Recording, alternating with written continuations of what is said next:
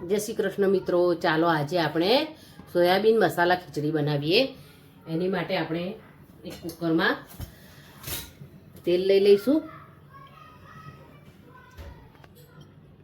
આપણે 2 ચમચી ઘી પણ લઈ લઈશું। તમાલપત્ર લઈશું, સૂકું મરચું લઈશું, રાઈ ઉમેરી લઈશું, જીરું ઉમેરી લઈશું, 1 ચમચી આદુ મરચાં લસણની પેસ્ટ ઉમેરીશું, ટામેટાં ઉમેરી લઈશું, સિંગદાણા ઉમેરી લઈશું, આપણે મીઠો લીમડો ઉમેરી લઈશું, આપણે ગાજર ઉમેરી લઈશું, ડુંગળી બટાકા અને વટાણા ઉમેરી લઈશું। આપણે તમને જે શાકભાજી ગમતા હોય એ તમે ઉમેરી શકો છો। અંદર આપણે મસાલા કરી લઈશું। લાલ મરચું પાવડર ઉમેરીશું, 1 ચમચી હળદર પાવડર ઉમેરીશું, પછી ધાણા જીરું ઉમેરીશું, 1 ચમચી રજવાડી ગરમ મસાલો ઉમેરીશું, અંદર મિક્સ કરી લઈશું। આ સોયાબીનની વડીને મેં 15 મિનિટ માટે પાણીમાં પલાળી રાખી હતી। તમે જોઈ શકો છો સરસ સોફ્ટ થઈ ગઈ છે। હવે આપણે એ પણ ઉમેરી લઈશું અંદર।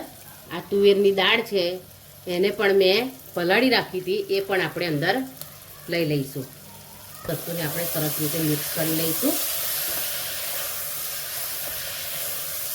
ખીચડીમાં તમે તુવેરની દાળ ઉમેરશો તો ખીચડી ખૂબ જ મીઠી અને સરસ લાગશે। તમે એકવાર ચોક્કસ તુવેરની દાળ ઉમેરી ખીચડી ટ્રાય કરજો। આપણે 1 ચમચી દહીં પણ ઉમેરી લઈશું। આપણે ટેસ્ટ મુજબ મીઠું ઉમેરી લઈશું, બરાબર મિક્સ કરી લઈશું। આપણે એમાં પાણી ઉમેરી લઈશું। હવે આપણે ચોખા પણ ઉમેરી લઈશું। હવે આપણે કુકર બંધ કરી અને 2 વિસલ થવા દઈશું। આપણે તો તૈયાર છે પ્રોટીનથી ભરપૂર આપણી સોયાબીન મસાલા ખીચડી। એની આપણે ઘી ઉમેરીશું અને સાથે મેં પાપડ મૂક્યો છે, સલાડ મૂક્યું છે, દહીં મૂક્યું છે અને સાથે છાશ પણ મૂકી છે, એમાં જીરું પાવડર ઉમેર્યો છે।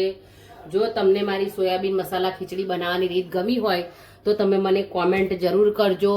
મારી રેસિપી બનાવવાની રીત ગમી હોય તો તમે તમારા મિત્રો અને પરિવાર સાથે શેર કરજો અને આપેલા બેલ આઇકનને પ્રેસ કરજો તો તમને મારા આવનારા વિડીયોની નોટિફિકેશન મળતી રહે।